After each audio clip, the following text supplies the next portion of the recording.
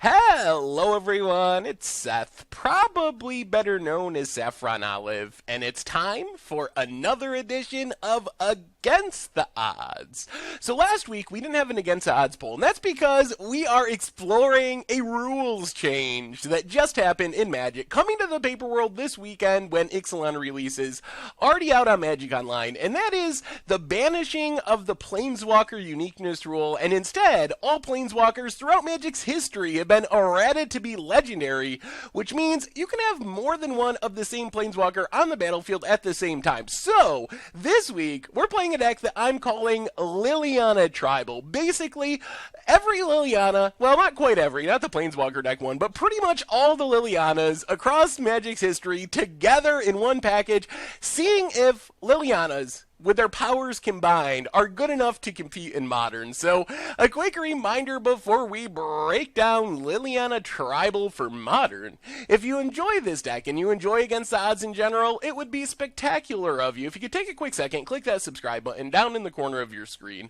It's a great way to support the channel and the site for free. So, this probably is a bit familiar. We played Gideon Tribal in the past, and this is kind of the Liliana version of that deck. So we start off with what is probably the best Liliana the Veil, 4 of. So we start off on turn 3, and Liliana is just super good in so many matchups. Against creature decks, we're able to take down Liliana the Veil to kill creatures, good against Boggles, good against any creature deck. Against control or against combo, we can tick up, empty our opponent's hand, make it hard for them to combo off or hold removal spells or hold their big finishers in hand.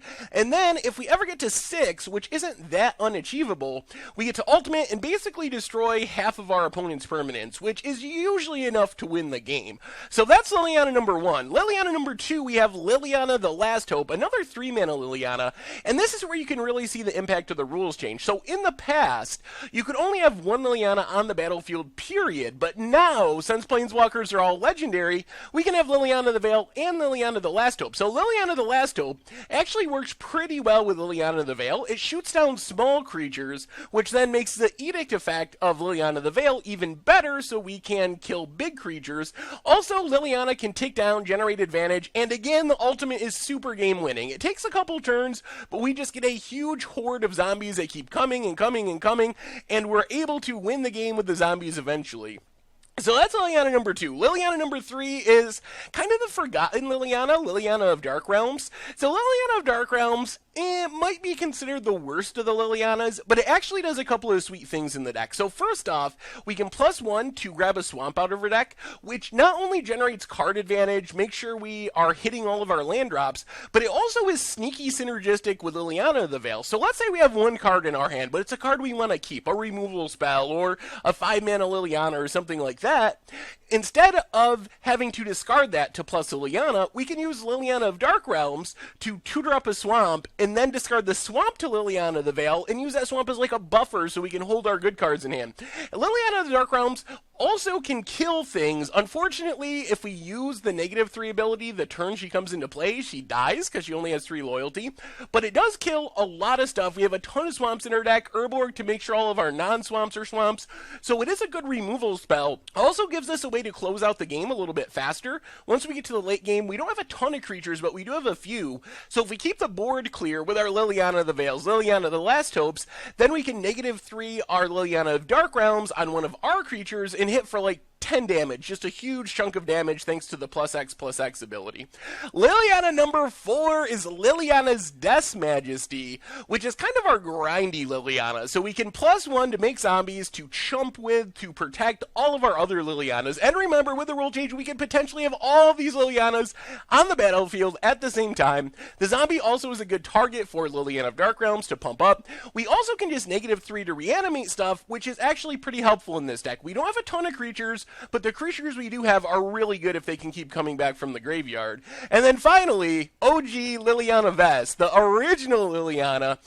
is pretty interesting, mostly because we can use it to tutor up our other Lilianas. So the +1 is fine, and it's especially good with Liliana the Veil. If we have Liliana Vess and Liliana the Veil, our opponent's discarding 2 cards a turn, they're going to be empty-handed super quickly. But we can use Liliana to tutor up any of our other Lilianas, whichever one is best for the situation. If we need to get rid of a Bago, we can get Liliana the Veil. If we need to get something back from the graveyard, we can get Liliana Distress Majesty. If we're looking to close out the game or generate card advantage, Liliana of Dark Realms, Liliana of Last Hope if our opponent has Lingering Souls or something.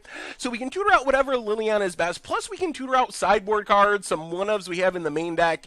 And if we have our ultimate, I mean, it's fine, reanimating all of our creatures. Not as game-winning as Liliana of the Last Hope or Liliana of the Veil, but still fine if we get to it. So altogether, that gives us, I believe, 15 Lilianas, which is a lot of Lilianas. So Liliana, that's the main plan of the game. The rest of the deck, we have a handful of creatures. So Gifted Aetherborn is mostly just to protect our Lilianas, keeps our life total high, can trade up with bigger things.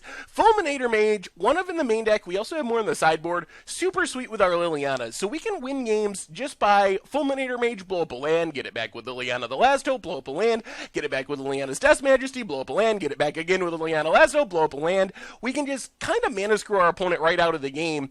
But that's a little bit matchup dependent. In some matchups, that's awesome. Other matchups, Our big finisher, though, is Grey Merchant of Asphodel, which kind of works the same way. All of our Lilianas have a lot of black mana symbols. So even with just a couple Lilianas out, it's draining for 6, maybe 8 if we have a Gifted Aetherborn or something.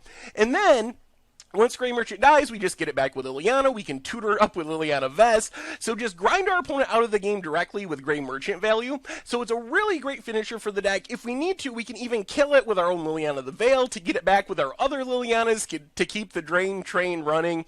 And then Mutavault just gives us a creature land, another threat once we clear the board with our Lilianas to close out the game.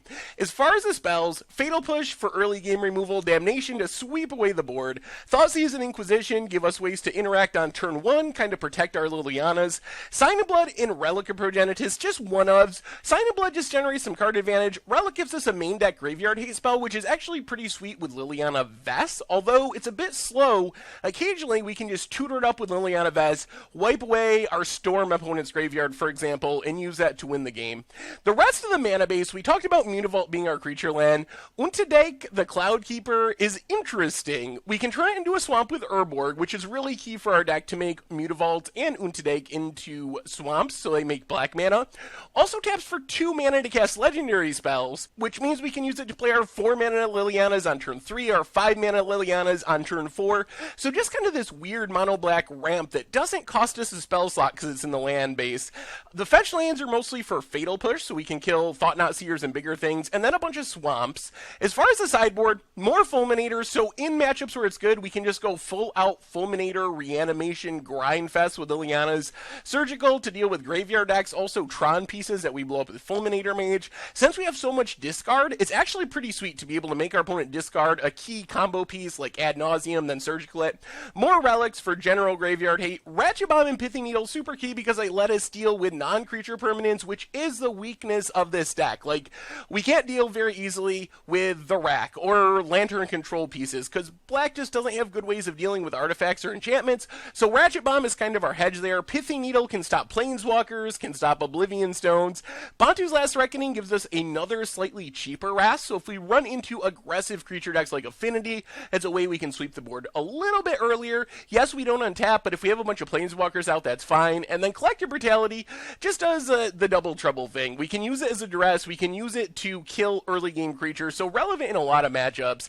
And that is Liliana Tribal for Modern, and that's our Against the Odds deck for this week. So is this deck going to work? And I don't know. We'll have to wait and see. So the thing about Liliana Tribal is it doesn't have as much obvious synergy as like Gideon Tribal. Gideon Tribal, you got Gideon of the Trials, has an ability that refers directly to Gideons at large.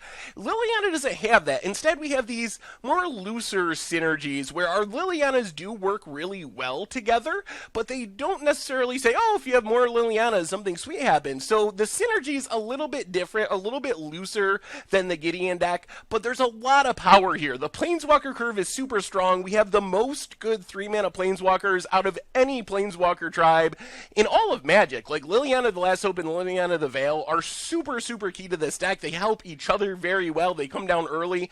And then our big planeswalkers, the 5-mana Lilianas, are actually very good finishers. They don't close out the game necessarily that quickly, but they do get the job done. And the combination of having just a whole bunch of planeswalkers that can kill our opponent's stuff, can pressure our opponent's hand, means that the deck is actually good in a wide range of matchups, which is really important. Against creature decks, we just kill all their stuff over and over and over again.